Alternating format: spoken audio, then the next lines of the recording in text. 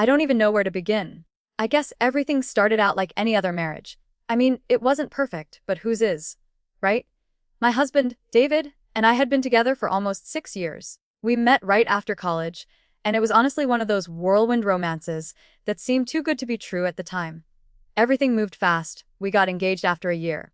And by the time we were both settled into our careers, we were living in a nice house in a quiet neighborhood. Life was supposed to be, well, easy. But somewhere along the way, things started to shift. And I can't pinpoint the exact moment it changed, but I felt it. A few months ago, I started feeling distant from David. He was busy with work, coming home late, and when he was home, he was distracted, either on his phone or glued to the TV. I'd try to talk to him, but it always felt like he wasn't really there. You know what I mean? Like he was physically present, but emotionally absent. I started hanging out more with my friends, mainly his best friend Jake. Jake and I had always gotten along. He was funny, easygoing, and I felt comfortable around him. He was one of those guys who could make you laugh, even when you didn't want to. But the thing was, Jake and David had been best friends for years. They were inseparable in college, and even after that, they still hung out a lot. So, when David was too tired or busy, Jake would text me and we'd grab coffee, maybe chat about work or whatever. It was innocent at first. But then, it wasn't. Jake started staying over at our place more often. He'd come over to watch the game, and sometimes it was just the two of us, while David would be working late or out with clients. Jake's presence started to feel like a weird sort of comfort to me. He made me laugh, and the way he looked at me, it was different. He wasn't looking at me like I was just David's wife, but like I was me, like I mattered. There was this tension that built between us over time. It wasn't something either of us really acknowledged at first, but it was there. And then came that one night. David had been out of town for work, and I was feeling lonely. Jake was texting me, asking if I wanted to grab a drink. I told him sure, and we went to this bar not far from our place. We were having fun. A little too much fun, but it felt good. I'd been so tense with everything that was happening between David and me that I just needed to feel alive again. Jake was really close to me, talking about life, cracking jokes, and somehow in that moment, it felt like he understood me better than anyone else. One thing led to another. I guess we both weren't thinking straight, and before I knew it, we were in a hotel room, tangled up in each other. I don't even know how to explain what was going through my mind at the time. It wasn't like I was in love with Jake or anything, but there was this strange feeling of being seen by him, like I hadn't been in a long time. The worst part is, I didn't feel guilty at first. I didn't think about how much it would hurt David. It was like I was lost in the moment, craving attention and craving validation, and I got it from Jake. In that room, I felt wanted. I felt desirable. It was a high I hadn't had in a long time. But the guilt hit me the next day. I was hungover and sitting there, staring at the ceiling, trying to understand what I had just done. But the more I tried to push it out of my head, the more I felt like I was trapped in this mess I'd created. Jake was still texting me, and we'd laugh about it, acting like it didn't mean anything. I tried to convince myself that it didn't mean anything, that I hadn't crossed any lines, that it was just a one-time thing. But I was lying to myself.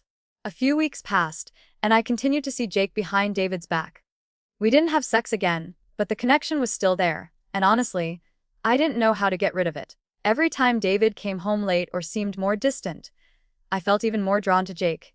It was like I was trying to fill this empty space in my life with something, anything. I never thought about what would happen if David found out. Honestly, I didn't think he would. He had always been so trusting, so wrapped up in his work, that I thought I could keep this secret forever. I even convinced myself that I deserved it. After all, if David wasn't giving me the attention I needed, why couldn't I find it somewhere else? I know it's selfish. I know it's wrong. But in that moment, I just didn't care. I thought it would go on like that forever. That I'd keep everything under control, that I could keep pretending. But I didn't realize how much of a ticking time bomb I was sitting on. And then came the day I couldn't hide it anymore. The day everything blew up was a typical Wednesday. Nothing special about it. David had left early for work, like always, and I had the house to myself. I was making coffee when I noticed my phone buzzing. It was Jake. I smiled a little. He'd been texting me nonstop the last couple of days, but honestly, I had mixed feelings about it. I wasn't sure if I was ready to face the mess I'd created. We'd been texting about nothing important, just usual small talk, but then he sent a message that made my stomach drop. You think David would notice if we went away for a weekend? A getaway. Maybe just the two of us. I stared at the screen for a moment, my heart pounding. My first thought was no way. I couldn't. That was crossing a line I wasn't ready to cross.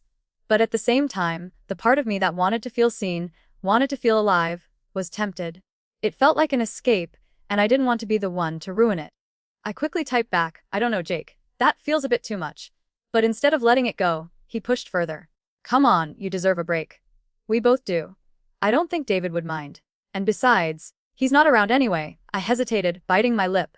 The temptation was real. For a second, I imagined it. Just me and Jake. No one else to worry about, no need to hide, no guilt. I felt a pang of guilt for even thinking about it, but I couldn't shake the thought.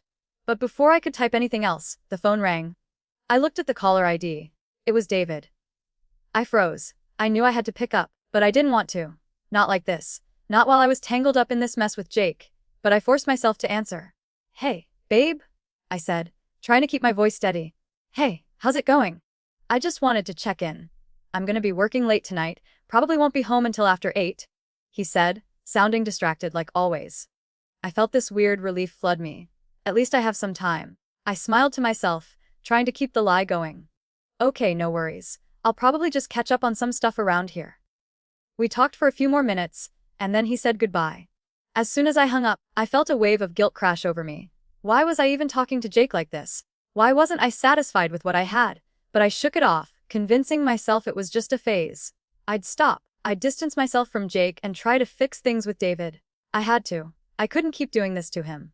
And then, the unthinkable happened. David came home early. I didn't expect it. He had called earlier to tell me he'd be late, so I figured I had a few hours before he'd be back. I was in the middle of washing dishes when I heard the front door creak open. My heart sank into my stomach, and I turned around, expecting to see David, but instead, I saw him standing there with a look on his face I couldn't place. His eyes were wide, and his jaw was clenched. He looked like he'd been punched in the stomach. My breath caught in my throat, and I tried to smile, to act normal. But he didn't say anything at first. He just stood there, staring at me. David? I asked, my voice shaky. What's wrong? He didn't answer right away. Instead, he pulled out his phone, and before I could react, he showed me something, an email. It was from Jake. My blood ran cold. It wasn't the kind of email you'd expect between friends. It was a series of texts between Jake and me. Every little exchange, every conversation, every time we'd talked about getting together when David wasn't home. My heart pounded in my chest as I realized that everything I thought was safe, every secret I'd been keeping, was out in the open. You don't even care, do you? David's voice was low, almost a whisper. But it hit me like a slap in the face. You've been sneaking around behind my back with my best friend. I couldn't even form words. I was frozen in place, staring at the screen in front of me. There was nothing I could say to fix this. No excuses that would make it right. David, I'm so sorry. I managed to whisper, but it felt empty. Like it wasn't enough, like no words could undo what had been done. He shook his head slowly. I don't even know who you are anymore, he said, his voice breaking. I don't even know if I want to know. There was this moment, this heavy silence, where everything just felt wrong. The weight of the betrayal sat like a stone between us. I wanted to reach out, to make him understand, but I knew there was no coming back from this. Please, David, just let me explain. No. He cut me off sharply, his face contorting with pain. I don't want your explanation. I don't want to hear it. His eyes were filled with anger, but more than that, there was this hurt. It was like he had trusted me completely, and I had shattered that trust in the worst possible way. I can't do this anymore, he said, his voice low and steady, but full of finality. I need to figure out what's next for me. But it's not with you. And that's when it hit me. He was done. No more second chances, no more pretending. I had pushed him too far, and now he was pulling away. I'd destroyed everything. I didn't even know what to say, how to fix it, or, if I even could. David stood there, his hand still holding the phone, and for a moment, neither of us moved. It was like we were both caught in a dream, unable to wake up. But eventually, he turned and walked out the door, leaving me standing there, alone with the mess I'd created. I don't know how much time passed after David left. Maybe it was hours. Maybe it was only a few minutes. It felt like the world had stopped moving around me, like I was stuck in some weird limbo. I just stood there, staring at the door he'd walked out of, feeling like I was on the edge of some cliff, about to fall. I wasn't even sure what to do next. Should I try calling him? Apologize again? But what could I say that would change anything? What could I say to undo the hurt I'd caused? I glanced over at my phone.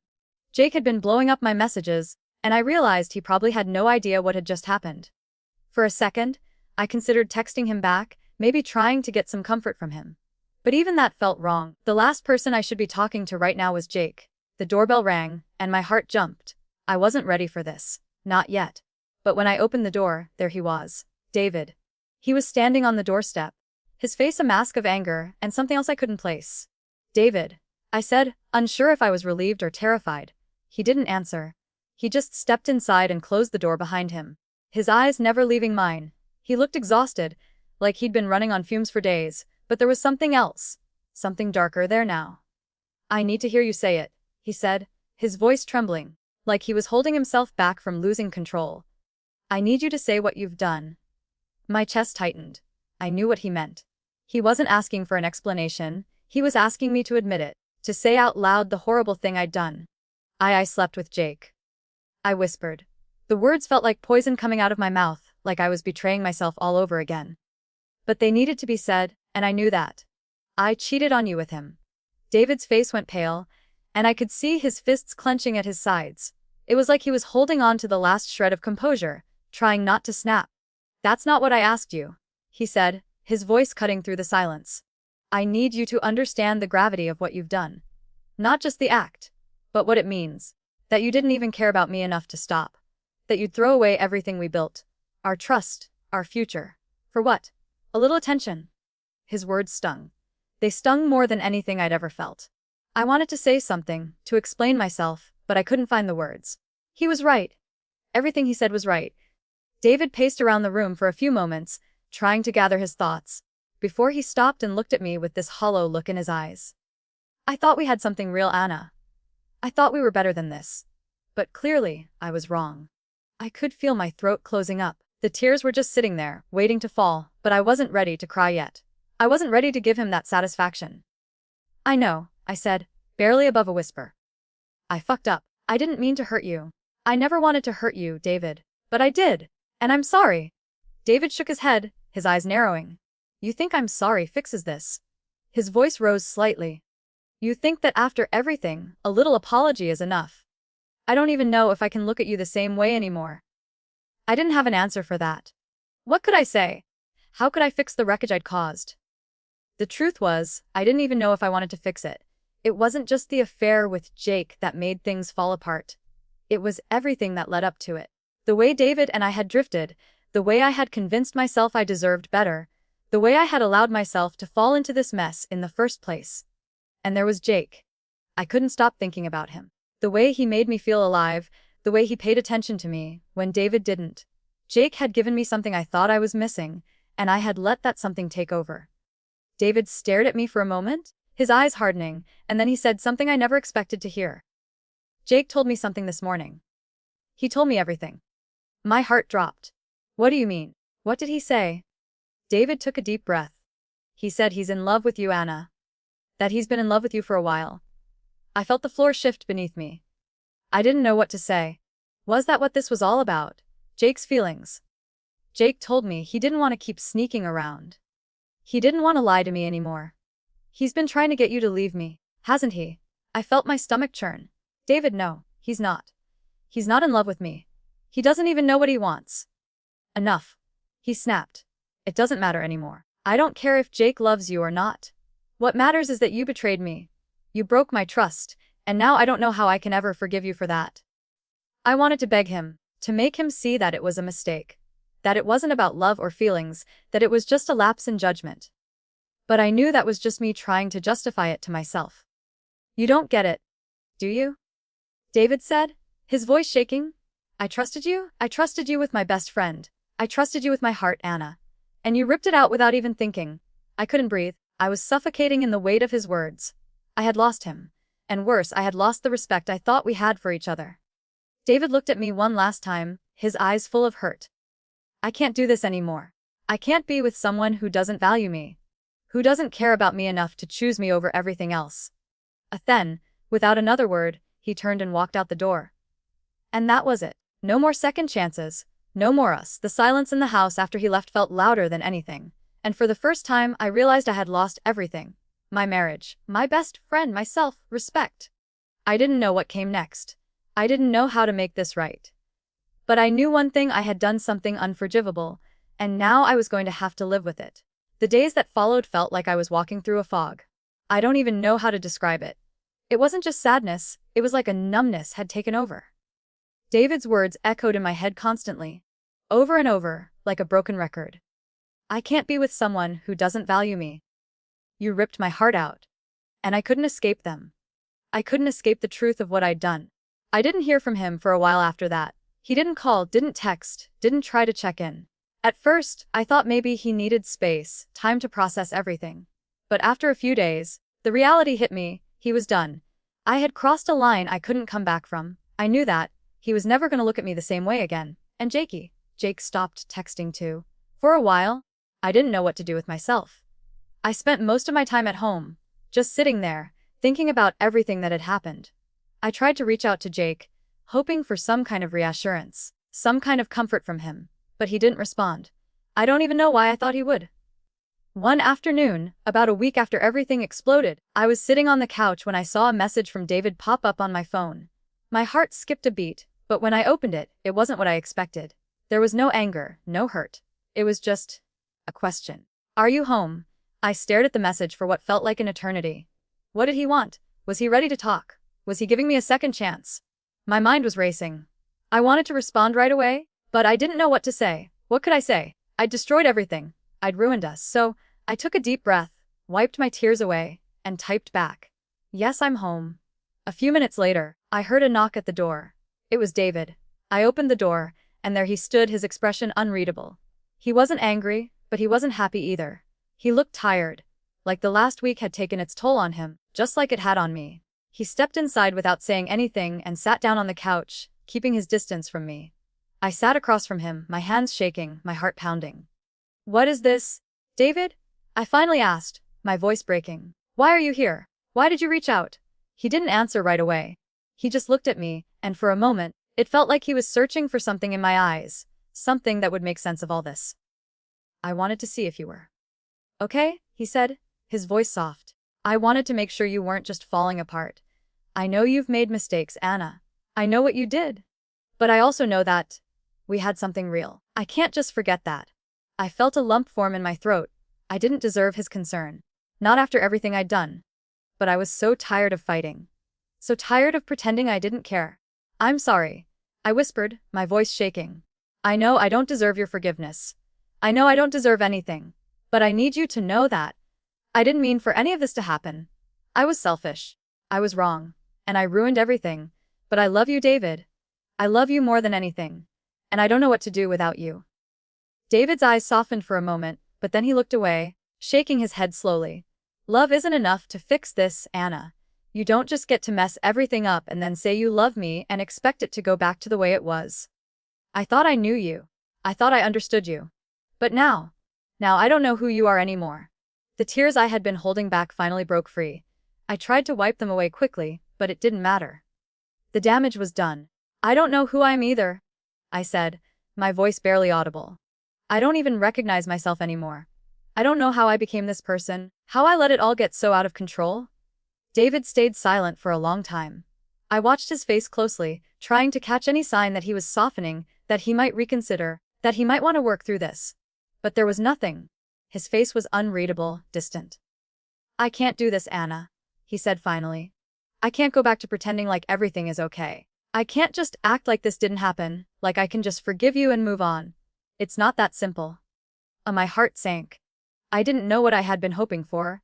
Maybe just a glimmer of hope, some sign that this wasn't the end of us. But there was nothing. "I've spent a week thinking about everything. About what you did, about what Jake did, about what this marriage used to be. And I can't trust you anymore. Not the way I used to." Those words hit me harder than anything else he'd said. I felt like my world was crumbling. "I can't trust you anymore. I've tried, Anna. I've tried to hold on to what we had. But I can't. And I don't think I ever will." David stood up, and for a moment, I thought maybe he would hug me, maybe he'd hold me one last time. But he didn't. He just looked at me one final time, like he was saying goodbye, before walking out the door, leaving me standing there, completely alone. That was it. The end of everything. And I knew, deep down, that I had no one to blame but myself. I couldn't blame David. I couldn't blame Jake. I couldn't even blame the circumstances. I had made the choices that led us here. I had destroyed everything, and now I had to live with the consequences.